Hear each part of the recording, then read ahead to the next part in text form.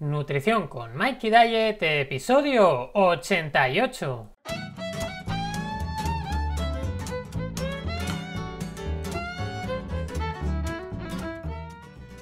Buenos días, buenas tardes o buenas noches, dependiendo la hora que me estés escuchando.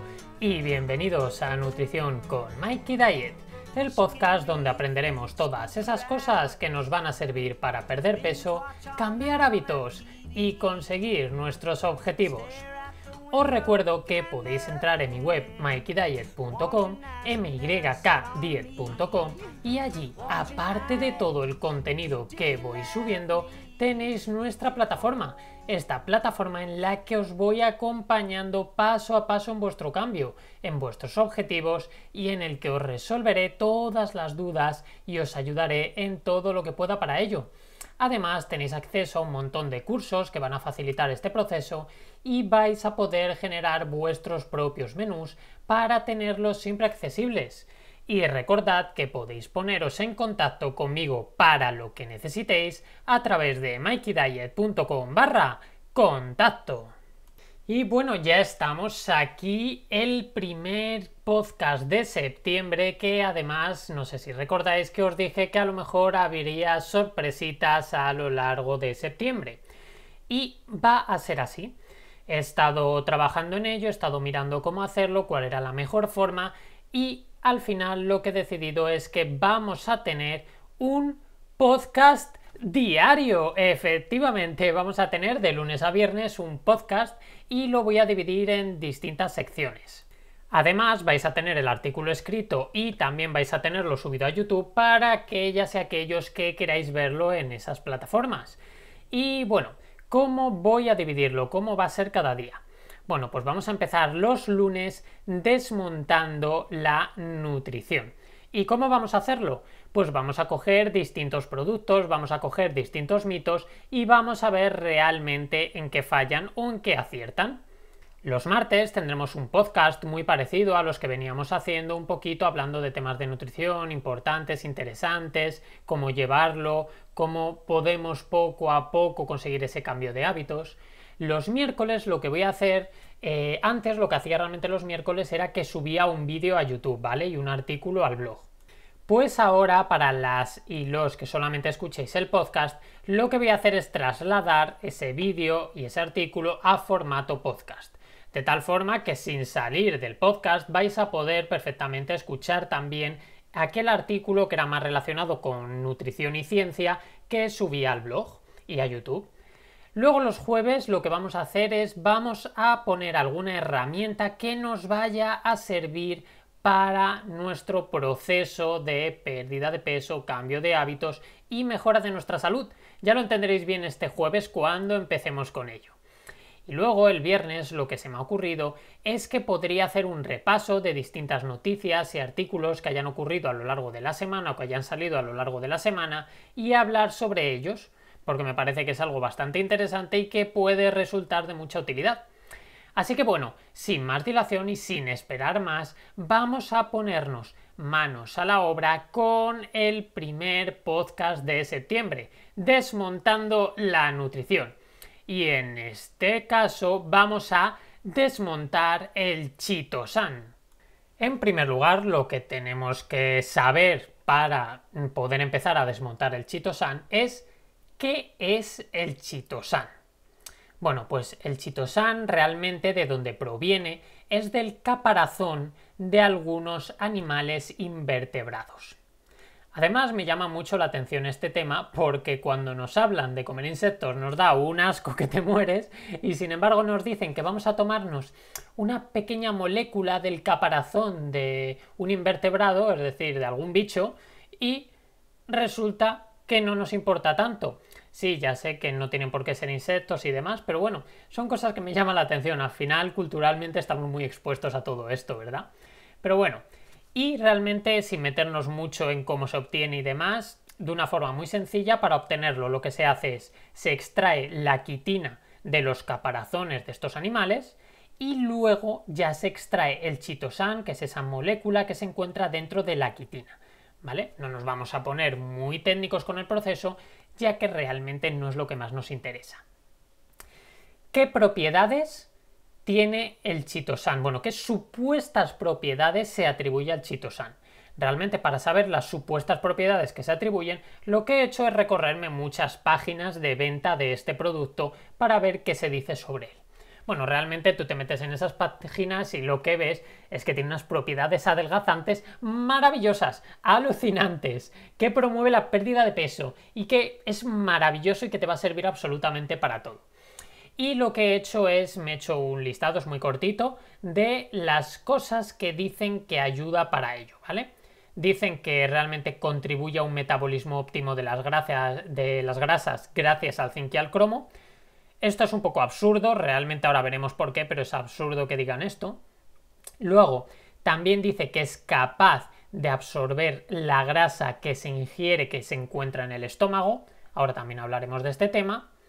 Que puede absorber 4 o 5 veces su propio peso. Bueno, aquí me he encontrado algunos que decía que hasta 13, 16 y 20 y pico veces su peso, ¿vale? Pero bueno, que puede absorber 4 o 5 veces su propio peso en grasa, siendo posteriormente eliminadas. También dice que disminuye el colesterol. Y además de todo esto, que tiene propiedades termogénicas, es decir, que vas a quemar más calorías tomando este producto. Vale. Realmente la propiedad principal sería que absorbe la grasa del estómago. Os explico un poco cómo funciona o cómo se presupone que funciona el chitosan para que podamos hablar de este listado que os he dicho. Se supone que tú te tomas el chitosan llega al estómago, en el estómago absorbe toda la grasa que se encuentre digiriéndose en el estómago y cuando la absorbe forma como si fuese una especie de compuesto, de complejo que no se va a poder absorber. Entonces todo eso pasaría por todo el tracto intestinal, no sería capaz de absorberlo y al final terminaríamos yendo al baño para expulsarlo. Entonces ya con esto el primero de los que habíamos dicho no tiene sentido, es decir, que contribuye al metabolismo óptimo de las grasas. Vamos a ver, aunque tenga zinc y cromo, que imagino que esto lo decían porque su producto concreto tenía zinc y cromo, si tú estás tomando un producto que impide la absorción de las grasas, ¿cómo va a contribuir a su metabolismo óptimo? Es decir, es absurdo porque si tú lo estás expulsando no puedes conseguir que se metabolice de forma óptima. Entonces ese no nos sirve. Luego, con respecto a las propiedades termogénicas, tampoco tiene mucho sentido, es más bien que impide la absorción de las calorías de esa grasa que ingieres y no tanto que quemes más calorías por la ingesta de este producto, con lo cual eso también lo eliminamos. Luego, respecto a que disminuye el colesterol, yo creo que tampoco está bien. En todo caso, sería que no vas a absorber el colesterol dietético, es decir, no vas a absorber el colesterol que tomes de forma exógena, es decir, que te estés tomando a través de los alimentos que has comido, pero no te va a disminuir el colesterol que ya está en tu organismo. ¿Por qué? Porque realmente ya hemos dicho cuál es el mecanismo de acción. El mecanismo de acción es que coge esa grasa y la expulsa, pero la que está en el estómago, no la que está en el resto del cuerpo. Entonces, si es verdad que lo que dicen de puede absorber la grasa, luego la elimina y tal, bueno, eso sí tiene sentido por su efecto, ¿vale? Vamos a ver qué más nos dicen acerca de esto, o realmente qué podemos sacar de todo esto. Realmente, una de las cosas que suelo utilizar cuando quiero saber si un producto tiene los beneficios que se le atribuyen es irme a la EFSA. La EFSA, para los que no lo sepáis o las que no lo sepáis, es la Agencia Europea de Seguridad Alimentaria, ¿vale? Esta agencia lo que tiene son una serie de health claims, es decir, que cogen distintas atribuciones de salud que se hacen a algunos productos, lo estudian y ven si se puede o no se puede hacer. De hecho, muchas de estas páginas no cumplen la normativa, ya que tú no puedes decir que tiene un beneficio para la salud que la EFSA no te ha permitido dar. Entonces, imagino que algunas de las páginas que he visto no forman parte de la Unión Europea o simplemente que les da igual y que se basan en vacíos legales y demás. Pero bueno, ¿la EFSA qué nos dice? Pues realmente cuando vemos lo que decíamos del colesterol, lo que dice la EFSA respecto al chitosan es que una ingesta de 3 gramos diarios puede contribuir, y ojo a la frase, al mantenimiento de colesterol en niveles normales. Ojo, que no está diciendo que los mejore, no está diciendo que elimine colesterol, dice que mantiene el colesterol en niveles normales.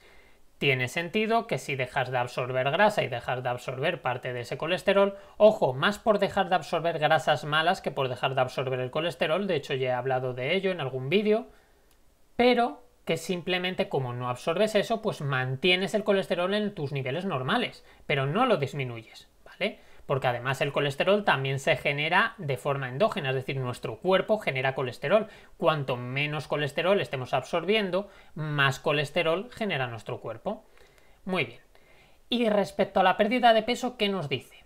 Pues nos dice que no existe evidencia suficiente para decir que el chitosan disminuye el peso o ayuda a la pérdida de peso. Es decir, que se observa algún beneficio con el colesterol, pero absolutamente nada de evidencia para determinar la ayuda en pérdida de peso cuando estamos hablando de chitosan.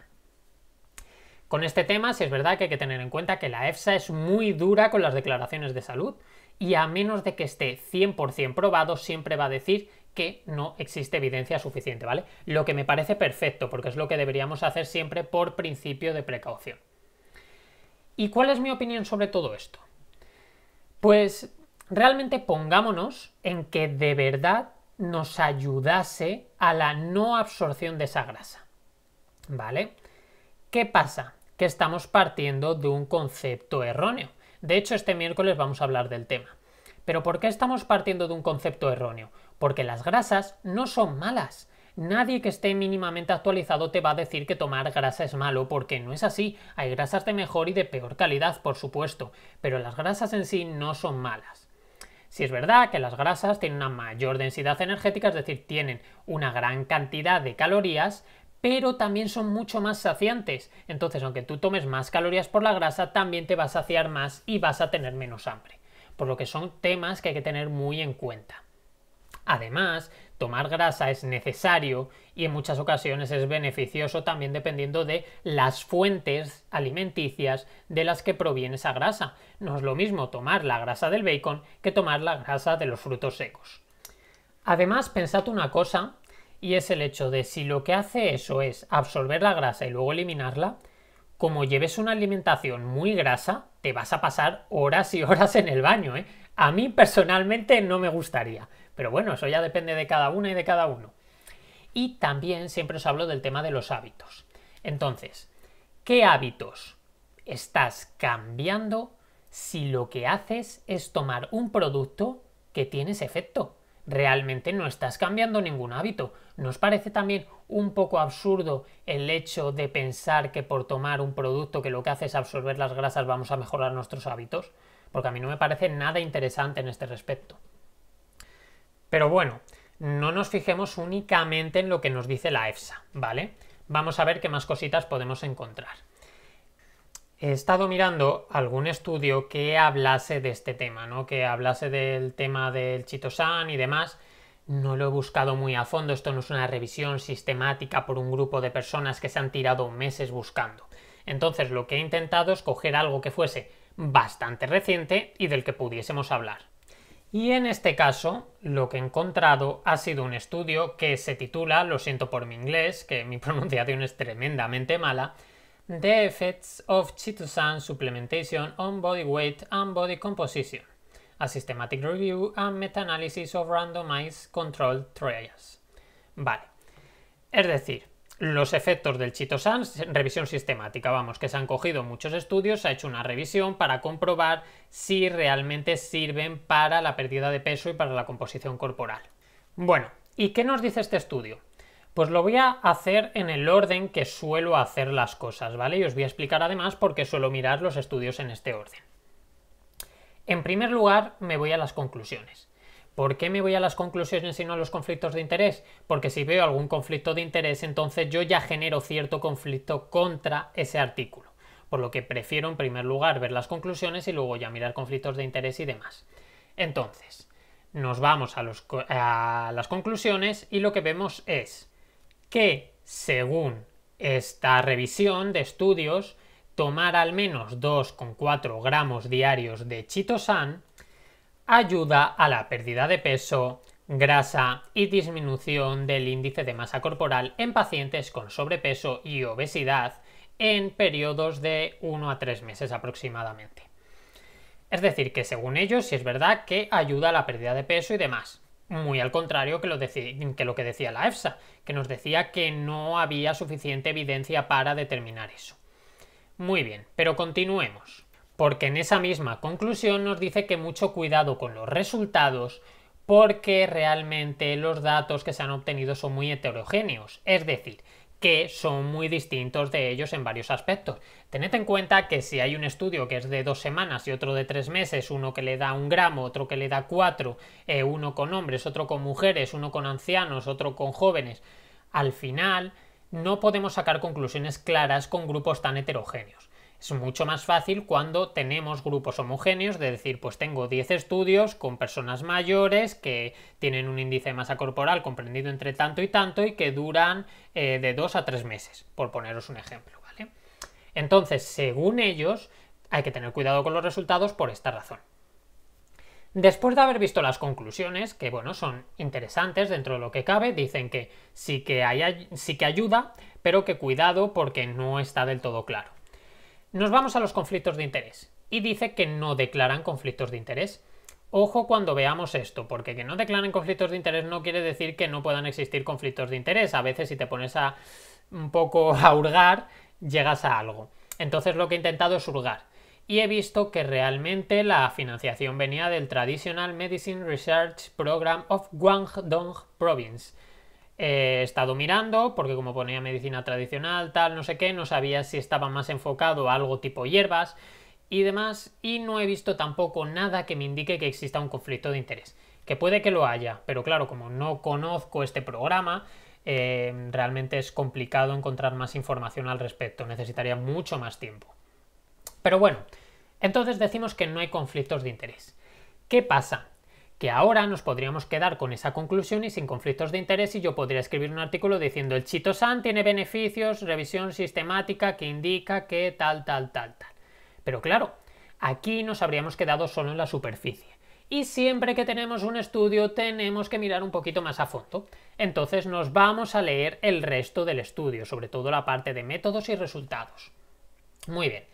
En métodos, en este caso tampoco hay nada muy importante que comentar, pero en los resultados me parece que hay un detalle muy importante que hay que tener en cuenta. Y es que hablan de que no hay diferencia en la circunferencia de cintura y de cadera con la ingesta de chitosan. Es decir, me estás diciendo que pierden peso y pierden grasa, pero que no se alteran las circunferencias. Realmente no tiene mucho sentido. Podría tener sentido que la circunferencia de la cintura sí se viese alterada, porque claro, como lo que estamos haciendo es absorber esa grasa, puede ser que si tienes estreñimiento eso vaya a hacer que esa circunferencia aumente ligeramente. Pero que ni la cintura ni la cadera se diferencien con respecto a los que no lo toman, aquí hay algo que no estamos teniendo en cuenta. Y entonces seguimos leyendo. Y aquí es donde hay un tema muy importante, y es hablar de qué es estadísticamente significativo y por qué no tiene por qué ser clínicamente significativo. Cuando decimos que algo es estadísticamente significativo es que tras utilizar unos métodos estadísticos determinamos que existe una diferencia entre un grupo y otro que es estadísticamente significativa, ¿vale? Sin embargo, cuando nos referimos a clínicamente significativo nos referimos a ¿realmente la diferencia que hay es lo suficientemente grande como para que merezca la pena? Pues de eso es de lo que quiero hablaros, de que efectivamente si seguimos leyendo vemos que la pérdida de peso, ojo, estamos hablando de un periodo de 1 a 3 meses, ¿vale? Y vemos que la pérdida de peso general, esa supuesta diferencia significativa, no llega a 1 kilo y el porcentaje graso no baja del 1%. Es decir, estamos hablando de que en 3 meses de 80 kilos pasas a 79 y de un 25% de grasa pasas a un 24% de grasa. Por lo que no es tan interesante como parecía en un principio, ¿verdad? Al final no es clínicamente significativa esta pérdida de peso y pérdida de grasa. Por lo que realmente en resumen, ¿qué podríamos decir? Pues según la EFSA, no merece la pena porque no hay suficiente evidencia. Según una revisión que concluye que sí que hay evidencia, si la miramos a fondo, vemos que no existe tampoco nada que nos indique que sea útil. Y si consideráis como yo que los hábitos están por encima del resto de cosas, no nos sirve de nada tampoco. De hecho es peor porque estamos demonizando a las grasas y eso también es algo absurdo. Y bueno, nada más, hasta aquí el vídeo de hoy, el podcast de hoy, perdona, ya he dicho vídeo, es que tengo ya un lío con los vídeos de YouTube, con los podcasts y demás, pero bueno, que nada más. Realmente espero que os resulte de utilidad, que os guste, me encantaría saber vuestro feedback acerca de esta sección, si os gusta, de qué os gustaría que hablase y demás. Y nada más, para acabar os agradezco que podáis ponerme vuestras reseñas y 5 estrellitas en iTunes, vuestros comentarios si me gusta en ebooks y por supuesto que me sigáis en Spotify si ya lo hacéis a partir de esa plataforma. Y, como siempre digo, ha sido un placer estar un día más con vosotras y con vosotros y nos escuchamos en el siguiente podcast. ¡Hasta luego!